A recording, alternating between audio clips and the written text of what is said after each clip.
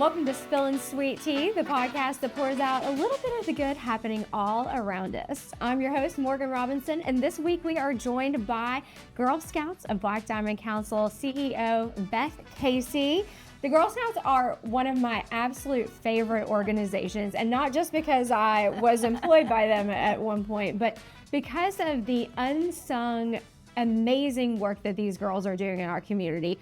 Girl Scouts is so much more than cookies and campfires and all of that. Girl Scouts are really about empowering the next generation of female leaders, of entrepreneurs, and of game changers and troublemakers in the best type of way here in our community.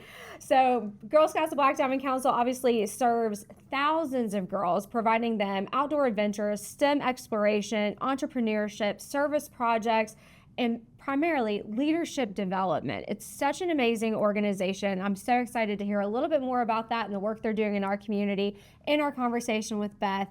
And to remind everyone who's going to be attending the State Chambers Leadership Summit, Women's Leadership Summit, that you're the official philanthropic partner, and we're going to be accepting donations of white t-shirts for a variety of exciting projects that y'all have coming up. So thank you so much, Beth, for joining me today. My pleasure. It's so excited. So we're diving in. What is bringing you joy right now? Okay, so this is going to sound crazy. I love a crazy answer.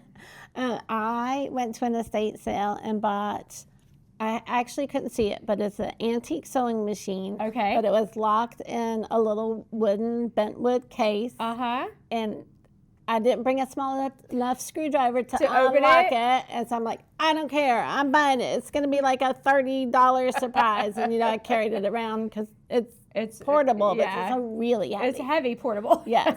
So you had me at a estate sale. I know, that was fun. Oh my gosh, they're so fun. People get so serious about them though, like the competitive nature of like elbow throw. Did you have to throw elbows for the sewing machine? I didn't. I actually had seen it on the first day and went back for it on the second day. It was still there. And it was still there because I'm not sure people realized what it was. It was in a right? Yeah, that makes sense.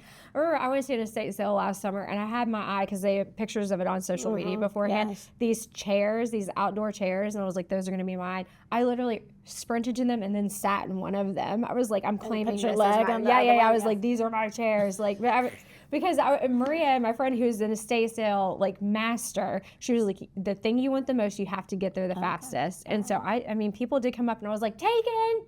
Chairs taken. I was like Forrest Gump on the bus. This seat's taken. Right. Yeah. I like it. Serious though. Yes, I know.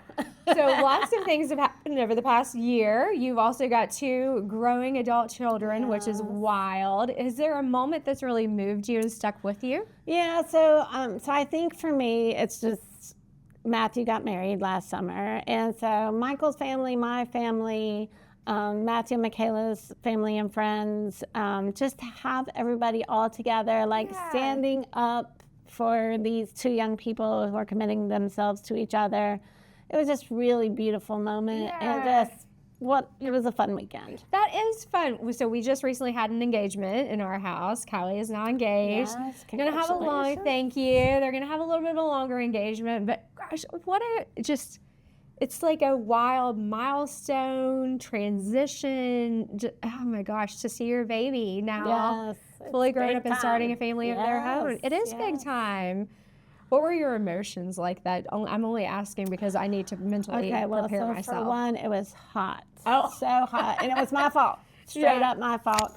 Matthew's like, we want to get married in June. And I was like, listen, like this was, 9-10 months out. I'm like, okay, well, it has to be June 28th. I'm working every other weekend. So if you want your mom to be there, it has to be late June 28th. So, oh my gosh. Like I take responsibility for the fact that it was, that week. And so, I mean, it's just the pride. I think just the pride of like seeing him standing there, so proud, and the emotion, watching him when she, that's my favorite part of weddings. Yeah. So. Yeah. I'm going to be shook. Right. Yeah. I need to you should prepare. It's going to take the 2 years, I think, of the engagement and we'll still not be ready. Yes.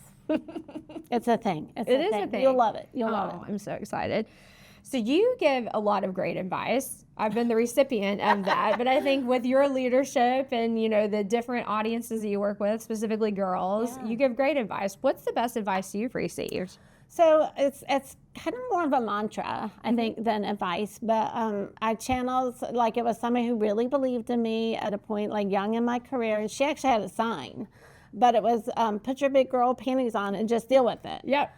And so I channeled that, like, if I need to do something like that I feel is really hard or just, you know, maybe is out of my comfort zone, sometimes I just like channel that, just be like, okay, mantra. Just put your big girl panties on and just go do it. Do it, yeah.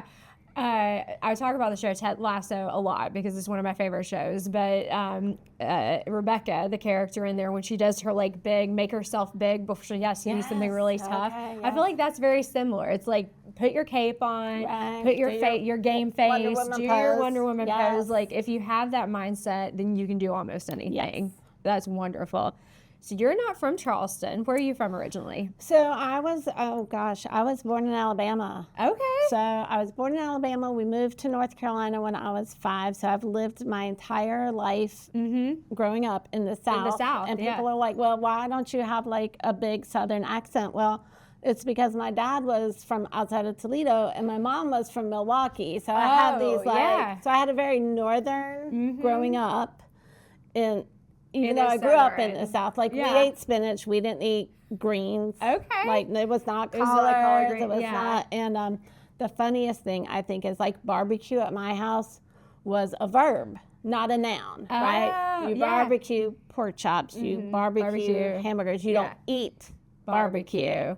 And so, you know, then I started dating a boy from Eastern North Carolina who was generations of South. Yeah. And just ate all kinds of things I'd never eaten before. Yeah. Oh, yes. Okra, probably. Well, for some reason, we ate fried okra in my house growing up. Okra. Yeah. So it's the only thing we fried, though. Like, unless we fried those little canned biscuits and made our own donuts. Yeah, but other than that, we didn't make fried fish. We didn't make fried chicken. All right. That was not our norm. Not your norm. So being in the South, but from Ohio, I guess part of what from your family or from that hometown would you love to bottle up and share with people?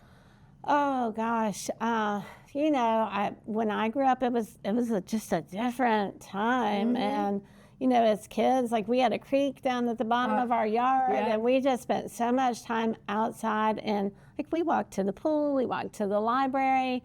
I think that feeling of just like freedom and the small town independence, and just that was a really magical, you know, a magical way to grow up. That is a magical way to grow. You feel like you're in a little safety bubble. Yes. Yeah, and that is hard to replicate these days. Yeah. I mean, I grew up in Kentucky, way out in the middle of nowhere, and very much the same. Like you would go out when the sun came up, and then when you heard your mom yell, that's when you come home. But between those hours, what you were doing, yeah, my mom kept the bell.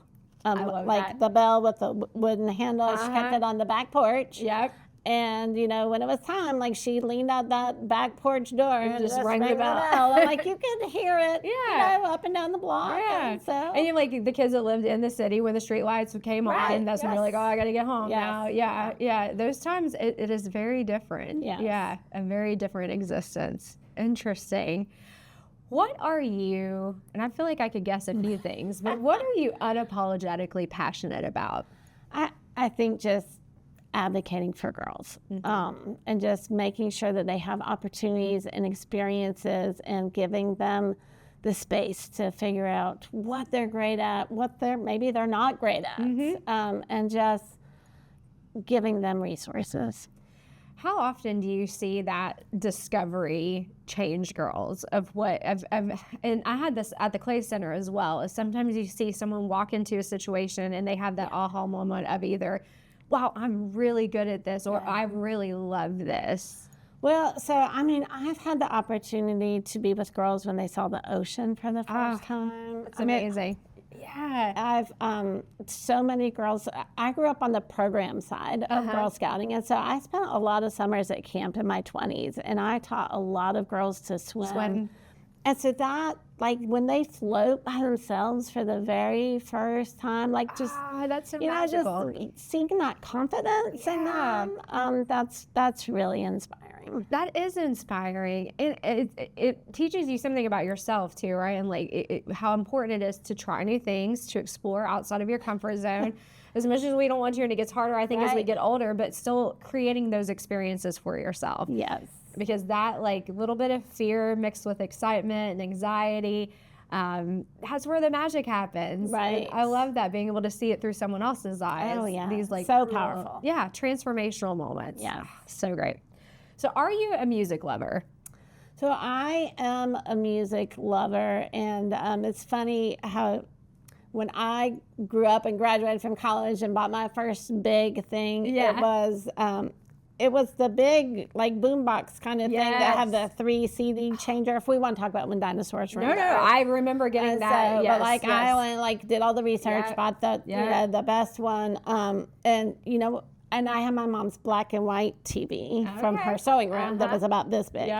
And Michael Casey, what I found out later, when he graduated from college, he went out and bought a big color television. Nice. And so, very different. yes, very musical oriented. I was very much the same. I do remember my first like multi-disc CD changer and thinking like how big time I was. Right. Yes. And then I had the same like TV with the VCR. Right. Sure. Combo. I had that for almost a decade. The same. And at that point, I was like, I'm very cool because this is all together. So cool. I took it to college. All the things. Oh, yes.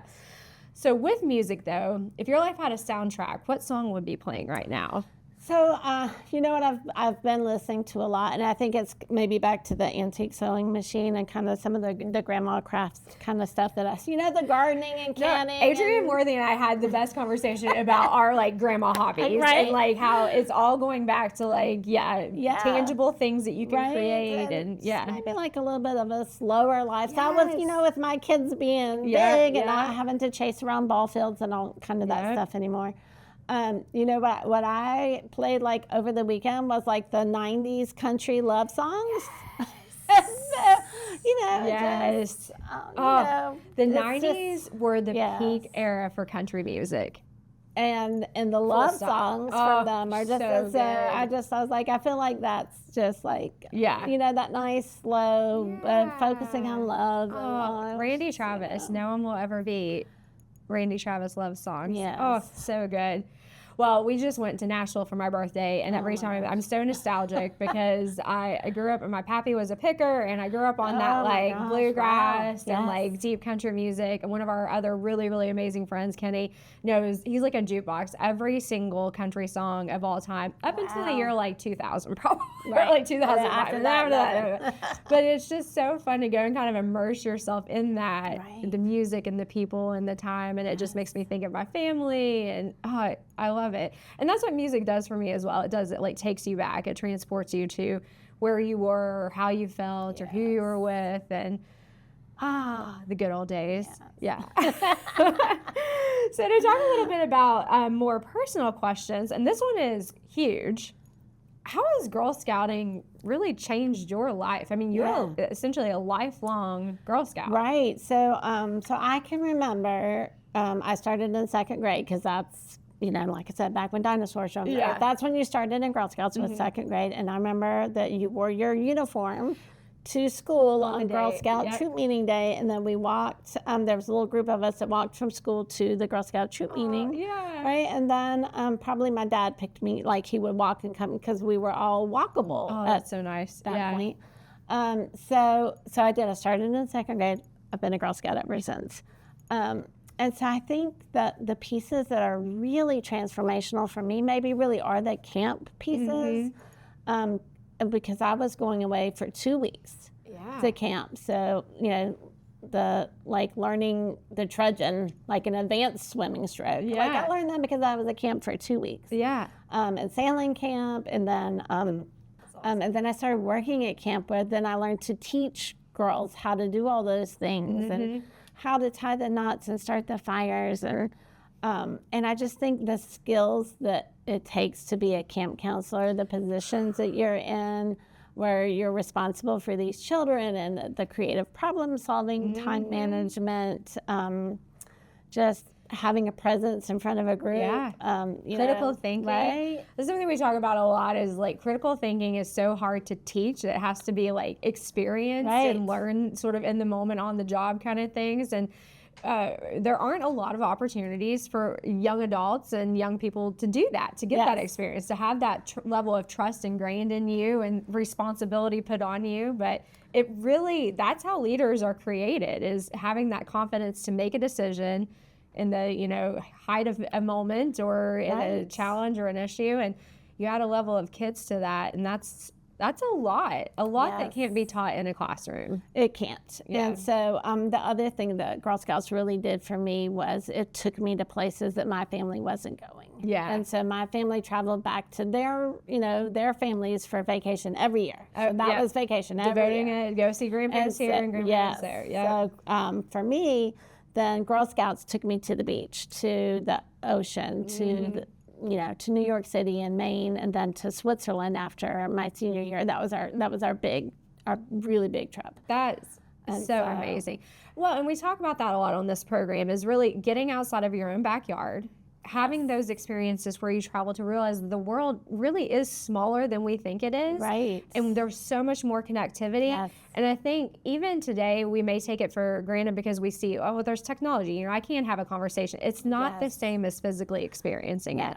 We have a lot of gaps that we've bridged, but being able to still have the opportunity to travel and to meet with people that are in just a completely different culture and mindset than we have is so interesting. And what an amazing opportunity that you're doing that in this sort of safe, controlled space that is Girl Scouts. Yeah. And I think the other piece is the strong female role models. And obviously my mom was part of that, but then there were so many other Girl Scout troop leaders that also were part of that. And, I take that for granted. But what an impact that was to have those women to really be like this. You can do all these different things. To be empowering and supportive, and also you have a trust in them too, which is, that's amazing. That's really, really hard to replicate in any other scenario. Yes. So Girl Scouting has evolved. I mean, I think it's evolving every day. And I'm sure you can talk a lot about the ways that it's changed during your time there. So I'd love to talk about that, but I'd also love to know how you feel like it's moving forward in the future.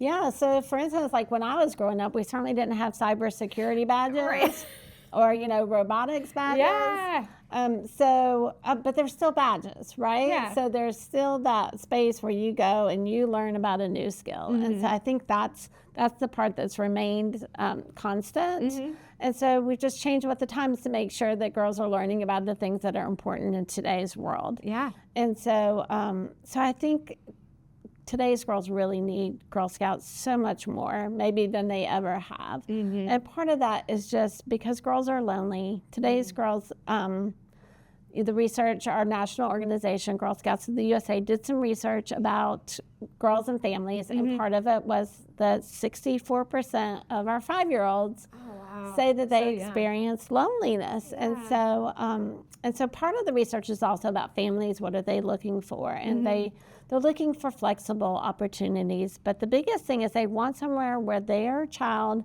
can really develop to be their best self. So that safe, brave space where you can try lots of new things. And that's really what Girl Scouts is. That is absolutely the perfect definition of Girl Scouts. It is a safe, secured space that you are sort of surrounded by a level of support, but also by like-minded people, right? Yes. The girls that are in there, they're all trying things for the first time, and they're all discovering what they like and what they don't like and how they're going to move forward with that. And I think it's like the sort of the foundation of who they're going to be as they get older. Or who they're not going to be. Yes. So for me, I don't know how they set this up this way, but in Sanford, North Carolina, if you were a candy striper at the hospital, you had to be a Girl Scout. Oh, interesting. Okay, so my mom was a nurse. Her sister, my aunt, was a nurse. And so it could have been really easy for me to be like, well, I'm supposed to be a nurse. except I did this candy striping where and I did it a lot. Yeah. Because I think maybe at that point my mom was actually working some at the hospital. So you're like, this is easy for me. Right. Yeah. And so, but it became very clear to me that as great as I was at filling ice pitchers and water pitchers, and if you were leaving, we escorted you out and we loaded up all your flowers. But I was like, I don't want to be in this. This is not what I want to do. And so, that is such a powerful experience. Like, sometimes it's about learning what you don't want to be when you grow up. Well, and I think, too, there was a time in my life that I thought about being a teacher, and I taught dance classes, like, when I was in middle and high school, helped out with those, and I was like, nope. But if you hadn't had that experience, it was fun in the moment. How far into nursing school about that before maybe you figured that out? Yes, you've like dedicated so many. I actually just had a conversation with someone who is in marketing now, retired from marketing, but he said, I didn't realize what being a teacher was until my senior year of college when they put me in a classroom for the first time, and I realized this is the worst. Like, this is not for me. It's a special gift. Well, and I would say Kylie, I know y'all have heard me talk about it a lot. She is, senior at WVU, finishing up elementary education. And when she told us that the first time that's what she was going to pursue, I said, bless your heart. And like, we need really good teachers. And I love the public education system, but I cannot imagine the stress. And we do hear the stories now, and it's great to be on the other side of it. But it's still tough.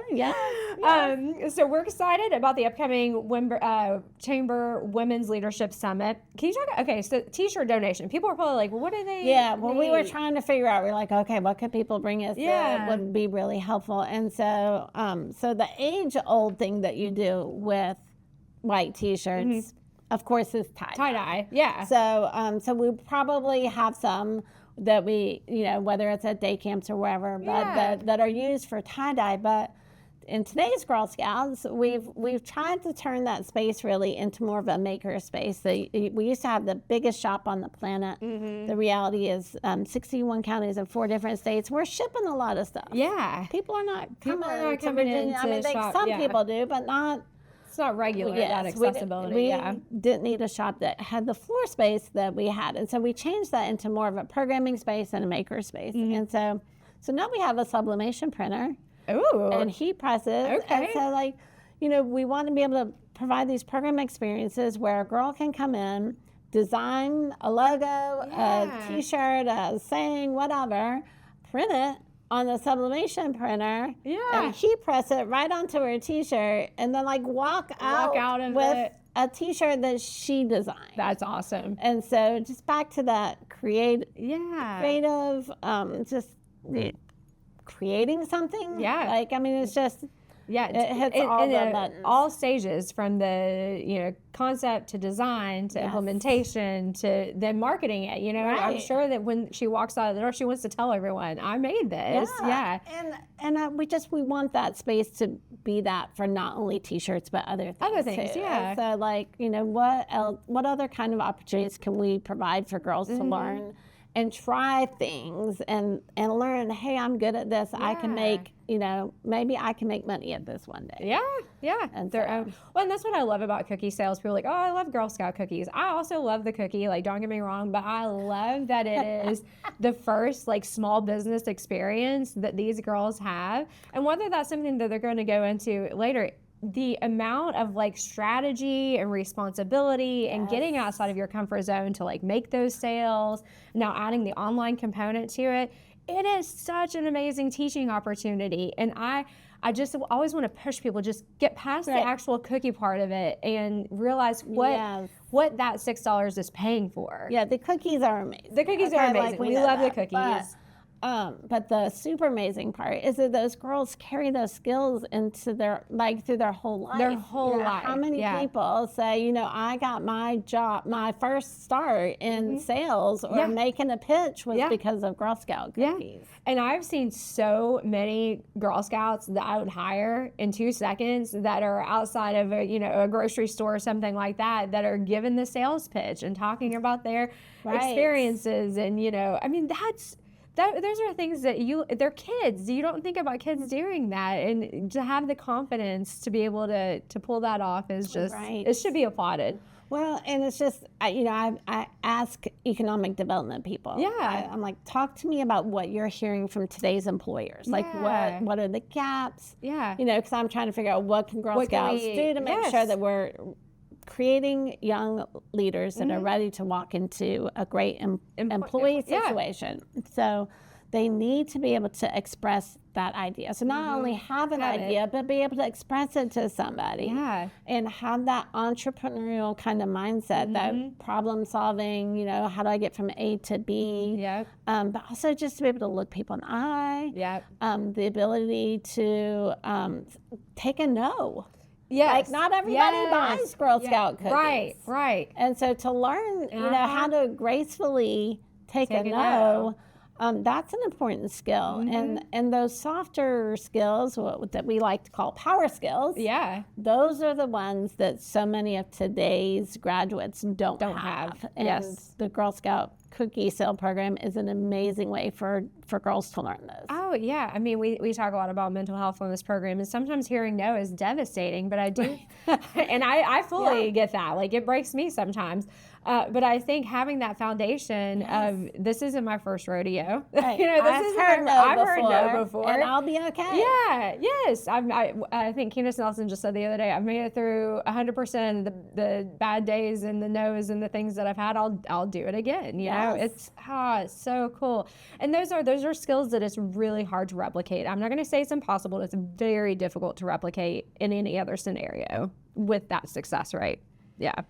Yes. So lemon slice is next. And lemon slice, of course, is where we introduce a little sour with our sweet. Yeah. What is something that happened that challenged you but actually ended up either being a life lesson or a little bit of an enhancement? Okay, so I went back and I picked like a big ugly one. Okay, I love it, yeah. So, and I hope it's one that many people don't have to go through. But, I got that call that my cousin and her family were gone.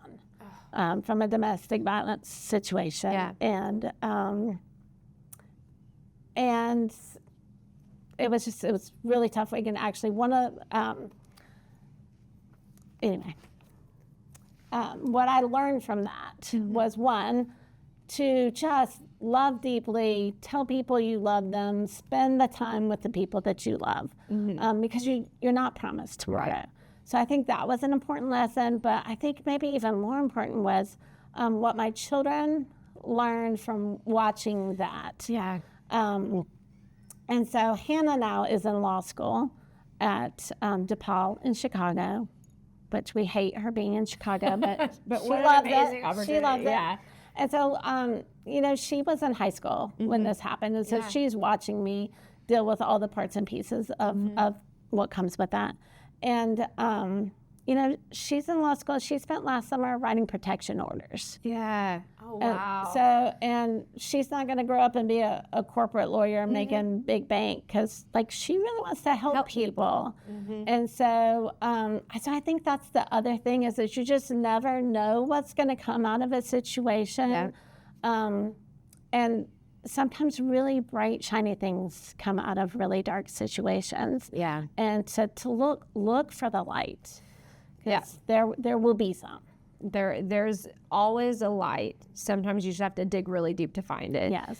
And I had this conversation with somebody recently that their loss of whatever form it is, loss of a loved one, loss of a home, nothing teaches you more about yourself and the life you want to live and the person you want to be than that loss. Yes. And we hate to go through it. We don't wish it upon anybody else. But if you can take it and really learn from it and use it to empower and not to just crush you, that's where the magic happens. And, Hannah's reminded me of Adrienne Worthy, one of our Women of Achievement, who was the executive director of Legal Aid, and just the stories that she told about the just sheer volume of individuals that by them writing things like protective orders, right? There are so many pieces to helping someone out of that type of situation. But the lives that they were able to save, yes, lives that were able to be changed, but the actual life-saving measures that that takes. I mean, it takes a village, honestly, to save us all sometimes. Oh, yes. And how wonderful of Hannah, horrible that she had to go through that to realize the worth and how important it was, but how amazing that that's how she took the action and the reaction to that situation. That is a really powerful lemon slice. Well, that's why I was like, oh, like it's a big one. It's a big one. And I think a lot of people will resonate with it. And sometimes people just need to hear that, is that we know how hard it is, and we know right now all you're seeing is darkness, but please keep digging. Yes. And you will find that light. It will break through. And, you know, and the people that stand up for you. Yes. This is like back to the Girl Scout sisterhood piece. Yeah. I ended up being in Miami because McKenna actually lived for 9 days. And so, I went to Miami, and it was right before Christmas, and so, and when we needed Girl Scout cookies, because my cousin was a Girl Scout, and so the CEO for the Girl Scout Council in Miami, who I did not know, had never met her face to face, like she brought cookies to the hotel for us to get where we needed them. That's amazing. And she actually, Miami traffic, which hopefully people here don't have to experience. It's ridiculous. People think 64 is bad. But like she took me back to the airport on Sunday morning, December 23rd. Oh, wow. Like you know, it's Christmas time. She probably had other things she needed to be doing, but she drove me back to the airport so that I could come home and be with my family for Christmas Eve. Like I said, she didn't know me, but she went so far out of her way because there was another Girl Scout that needed help. What a beautiful network. That's amazing. So I feel like you've given a lot of people a lot of props already, but we are at this section where we talk about pouring one out. So, and this is always one of my favorite parts. Who would you like to pour one out for? So give gratitude, appreciation, their flowers, whatever you want to call it. Y'all are probably used to it by now, but just in case. Right. But yes, who would like to pour one out? So I really, I want to give thanks to Lori Miller Smith, and then she roped in Lisa Dennison. Yeah. So we used to do a big luncheon years ago. Yeah. And we, raised a lot of money to help support Girl Scouting. And then we just, over time, we haven't done it for a while. And last summer, Lori's like, we should do a luncheon. I'm like, okay. Okay. She's like, I'll get Lisa to help me with it. I'm like, okay. Like, if you're in, I'm in, let's do it. And so, the two of them have really, like they're really making this happen. That's so amazing. we've got this Empowering Girls Luncheon. We've got these amazing speakers. So I'm just thankful for the people who are out there that really believe in what Girl Scouting does. Advocates, we talk a lot about the cheerleaders. Cheerleaders and advocates have such a huge job and often get overlooked, and I'm so happy we poured one out for them. That's a great one. We're going to move on to the sip list now. So a little bit shorter, quicker questions. I feel like I might know the answer to this one since you are the opposite of a Southern tea drinker, it feels like maybe. But for tea, hot or iced? Well, so I really gravitate towards the hot. Okay. Especially during the winter. Yeah. Now, I will say Michael's mom makes the best sweet tea ever. So, well, North Carolina. Props to her. Yeah. If you're going to have sweet tea, you need Michael's mom's. But, hot lemon ginger is what. Lemon ginger. Oh, that is delicious. Yeah. I need to get some of that. I love a peppermint tea, too. Oh, I do love a peppermint here, but I love that. What are you reading or listening to? So we are doing some work with Jessica Shields, Dr. Jessica Shields, and she has a book called 9 Leader Touchstones. Ooh. And so she is all about leader-first leadership, like looking inward, looking at you before you look out. And so just really excited to keep reading more about that. That's a great technique, too, to look into yourself first. Yeah. Well, and we talked to Tamika a couple weeks ago, and just know the challenges that you've experienced and the sacrifices you make you a better leader for other people, because you can draw on those. It gives you more empathy, obviously, more experience. Right. Yes, to be able to have that. What are you grateful for? So, to me, this was really obvious. To me, it's Michael Casey. Because I would never have been able to have had a family and do the things I've been able to do in my career and with the other things with Rotary and JCs and all the things along the way. Just having that partner he also had a normal job, right? Girl Scouts is not a normal job. I've always worked for Girl Scouts. It's not a normal job. So somebody really had to have the normal job. Yeah. And sometimes I was really thankful when the school called and they were like, you need to come get this kid because they're Yeah. You know, all the things are happening all the with things. their body. And I'm like, gosh, I'm really sorry. I'm in Washington, D.C. at a conference. Yeah. But let me call Michael Casey. Yeah. And he'll be there to get that child. And so, but it's just having somebody that believes in you, stands beside you, and is supporting you along the way. Yeah, we appreciate it. Those are the good guys. Yes. Those are all the green flags. Yes. What are you watching? Do you watch TV? You probably don't have time to watch TV. That's what I do. I watch probably more than I should. And so, and Hannah is always the one that gives me a hard time for rewatching like the same thing over and over Yes, again. it's like my anxiety nature. I feel like there's like comfort shows that Right. and I'll so watch, every once in a while that I bust out, I have to watch, something new. But so NCIS is just always been, like, I don't know why there's So just good. something about. So I had to watch like the new one dropped. say there's the new a one dropped. So I had thousand, to watch one last night. Okay. 'Cause, all the new shows are coming back all out now coming that back, it's yep. March. And so, but it's also like that comfort show. And I can, if I want to have something in the background and not music, like I know all the voices, right? Like I don't have to watch it. I can have it on in the kitchen and know what's going on and still be cooking or something. Yeah, So, and still be engaged. so in the yeah, show. NCIS is NCIS, like my comfort that's show. a good one. Who would you like to spill the tea with? So, who I really want to talk to are some of our school teachers. Right? Yeah. Especially in some of those southern counties. And I want to what is going on? Like, what are you really seeing day to day? What are you dealing with? What do our girls need? Like, how could Girl Scouts really impact the girls in your school? Like, what would be the most impactful? They definitely have their finger on the pulse of what is happening, the conversations that are taking place, the challenges, what they're seeing people struggle with, and I'm sure that they would welcome those conversations as a way to help them. When girls, students in general, are happier and healthier, then they're going to be more successful and more active in the classroom. So, that's a great one. Right. Just to pick learn, their brains a little bit. Yes. Yeah. So next up is our segment where we are passing the cup. So you get the opportunity to ask me a question if you have one. I don't know what the question is. So we're going to see. So I thought about this a lot, and for me, like, you've always been a storyteller, right? Yes. And so my question is, like, what are the hardest kinds of stories for you to tell? The hardest kinds of stories for me to tell, so it's twofold. One are stories that I don't personally believe in or agree with. And they still need to be told, and that's what I need to remind myself, that even if I don't agree with the outcome, if I don't agree with the process, if I, it's still a story that may resonate with someone, or a story that someone needs to hear for better or for worse. Right. But those are, I don't like to tell those stories.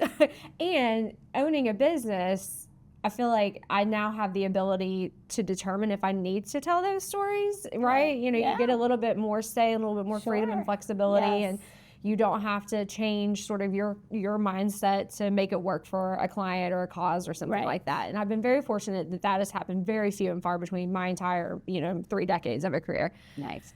The other part that's hard for me is any story that has a personal resonance with me. I'm great at telling other people's stories. It's really hard for me to tell my own story without getting incredibly emotional. Oh, yeah. And you all probably just saw with Coach Kidd, the interview that we did, he asked me a very personal question, and I loved it. And I thanked him for asking me that. But in the moment, and I say this to Ben all the time. I say, I'm a yapper and a talker, and yes, I can convey my message, and I have a degree in public speaking. But when you're asking me to talk about something that's real and emotionally resonates with me, all of that goes out the window. Yes.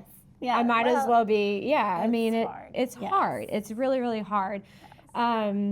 But I appreciate it, and I welcome those times because it makes me a stronger person. It helps me to inform people, hopefully to, motivate, engage, educate, inspire.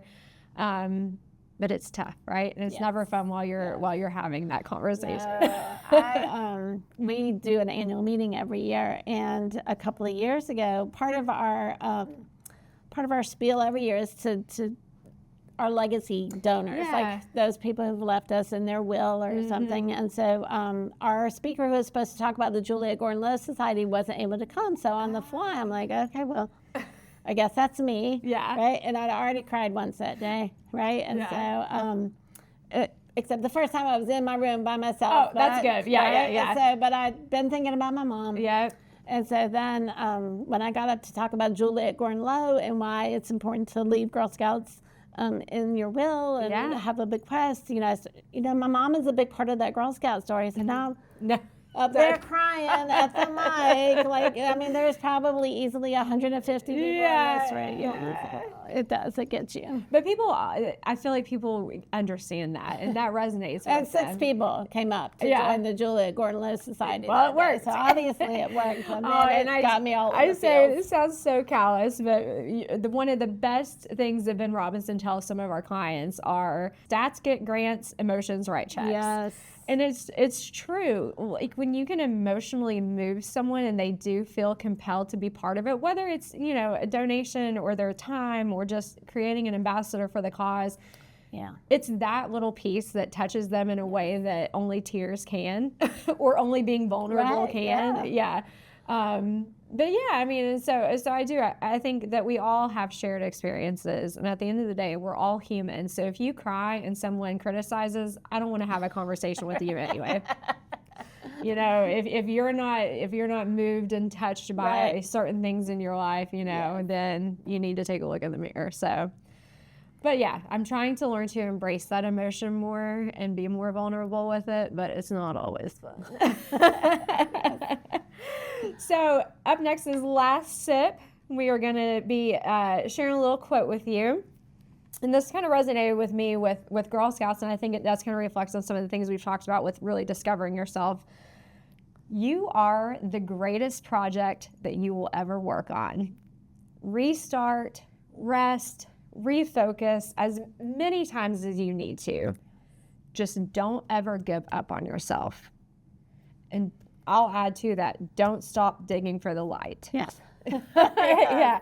But it's true. And I think that, the beauty of Girl Scouts is that while you are your own project, you have a lot of supporters that are going to help you to realize the outcomes of that project, which is really wonderful. That is it for our conversation today. Thank you so much, Beth, for joining me. I could talk about Girl Scouts all day long, and y'all probably have heard me do so. I will say I'll be putting information about how to find more information about Girl Scouting here in our area on our website, on our social media channels. So if you feel compelled to volunteer, you do not have to be a parent to volunteer. You do not have to have previously been a Girl Scout to volunteer. True. If you feel like you are being called to inspire young women, to provide them with a safe space to find themselves and to explore their emotions, this is the job for you, and you're not going to find a volunteer opportunity that's more rewarding. So we'll put information out about that. Of course, cookie sales are still going on. Yes. You can still grab your cookies, find your local hookup. All of those are going to be in the comments as well. But really, take a look at Girl Scouting and everything it's done. If you haven't looked at Girl Scouting in the past 5, 10, 20 years since you were a Girl Scout or someone you knew, I think you're going to find that it's changed a lot and that it's grown for the better. So very excited. If you're heading to the Women's Leadership Summit, make sure to pack up your white t-shirts. Plenty of projects that those are going to be used upon. In the meantime, we will see you soon. Give us a like, give us a subscribe, leave us a comment about your own Girl Scouting experience. And until then, keep your tea sweet and your outlook sweeter.